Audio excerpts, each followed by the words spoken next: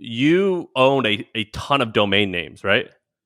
Yeah, I bought a bunch. Like, how many do you own now? Or how many Well, have I you mean, owned? I won't count all. I mean, I own hundreds and hundreds, but the ones that are top level primary domain names, about 16.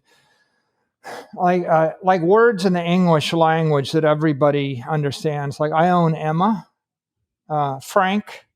I own my own name. I own Michael.com. I also own my nickname, Mike.com.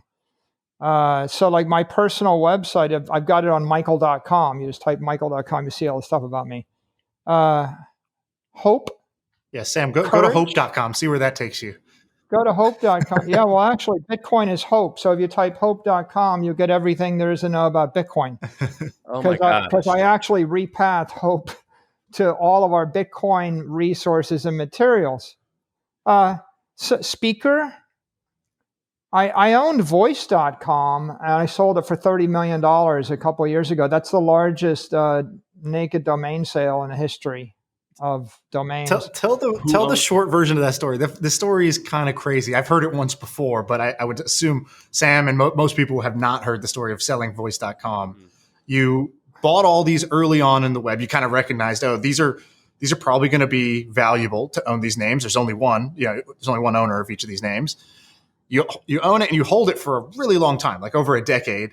And at some point you decide, okay, maybe we should see if somebody wants to buy some of these. So tell the story of selling voice.com real quick. Well, yeah, I bought all these domains because I thought, wouldn't it be great to own a part of the English language? I mean, owning Hope or owning Voice. I mean, eventually there'll be a Google Voice, or there'll be, some telco company that'll want to launch some service. And what a great domain to launch on a word like voice.com.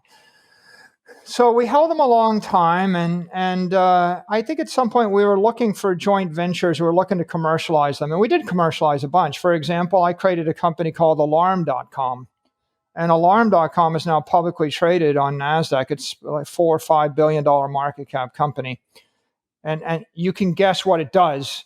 It actually integrates your home alarm into the internet. And I created another company called Angel.com, and we sold that for a bit more than $100 million. And that was actually a speech, interactive voice response like Siri or Alexa before Siri and Alexa came along. And so I had voice and I was holding it, and we were looking for some kind of good commercialization. And someone out of the blue, they contacted us, one of the domain brokers, and they said, well, do you want to sell it? We'll give you $150,000. And I was like, someone came to me and said they offered $150,000. I said no. So I thought nothing of it because I couldn't see the point. A week later, they come back and said, well, they doubled it to $300,000. I said, tell them no. So a couple of days later, they go, well, the broker's really insistent, and so they went to $600,000. I said no. So they said, well, what should you say? I said, don't tell anything. Tell them, like we're not interested. It's got to be something serious. So they went to 1.2 million. I said, tell them no. I said, well, they want to know what you want for it. I said, send them a note or something and just tell them. I said, it's the word voice in the English language, right? So it's going to have to be something,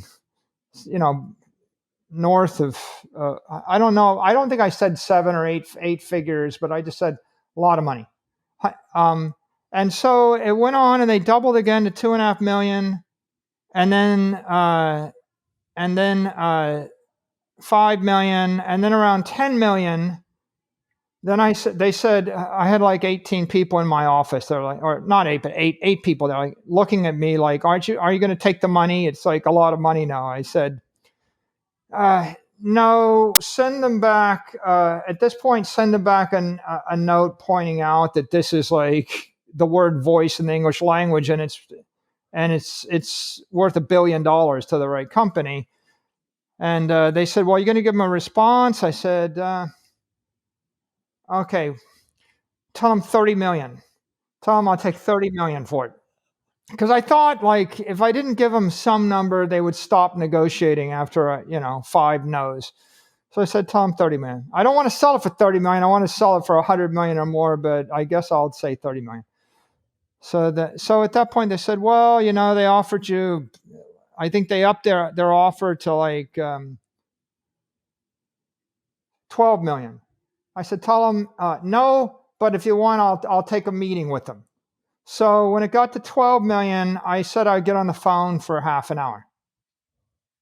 So then we got on the phone and the call started with someone saying, well, how about 22 million? And I said, let me explain. This is like my daughter.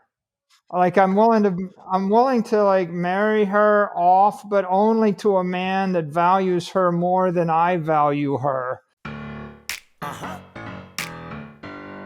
Yeah. I feel like I can rule the world. I know I could be what I want to.